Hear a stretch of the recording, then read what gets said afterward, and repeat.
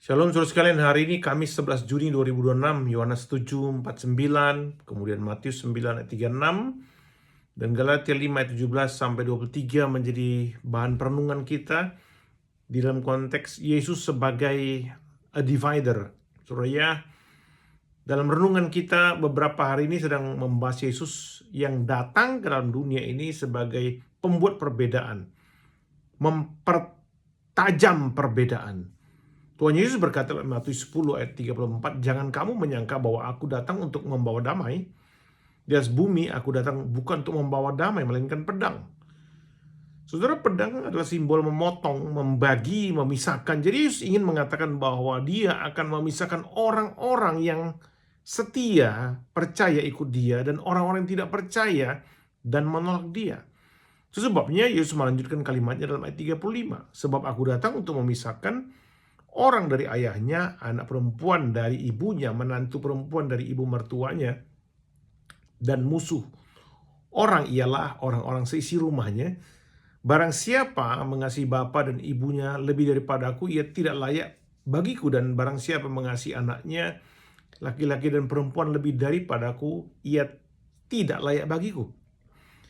Saudara, sederhananya adalah seperti ini. Bila karena kematian ayahmu atau kematian anakmu atau suamimu dan istrimu misalnya, engkau jauh dari Tuhan, menjadi tidak percaya lagi kepada Tuhan, maka kita tidak layak berkata kita mengasihi Tuhan.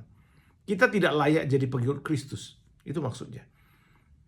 Kita semua bisa celaka atau bahkan mati, bangkrut dan sebagainya. Karena kita manusia, saudara ya.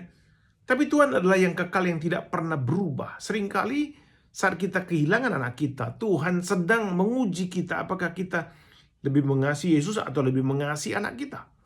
Saat kita kehilangan suami atau istri kita, Tuhan sedang menguji kita apakah kita lebih mengasihi suami atau istri kita daripada Yesus. Saat kita kehilangan harta kekayaan kita atau properti kita, sebenarnya Tuhan sedang menguji kita apakah kita lebih mengasihi harta kita daripada mengasihi Yesus. Saudara, disinilah Ayub lulus ujian. Saudara, saat dia kehilangan semuanya, istrinya yang tidak percaya lagi kepada Tuhan, anak-anaknya, hartanya, bahkan kesehatannya habis. Tetapi Ayub seolah-olah berteriak seperti ini, "Aku tidak mau kehilangan iman percayaku kepada Allah yang hidup, penyelamatku." Amin, saudara. Iya, itu kalimat Ayub. Itu Ayub 1 ayat 20 sampai 22, kemudian Ayub 2 ayat 10b.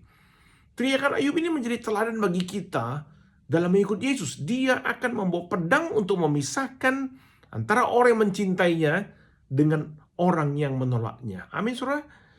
Ada satu fakta lain, gambaran perbedaan Yesus dengan para imam itu. Perhatikan ayat 49, saudara ya, Yohanes 7.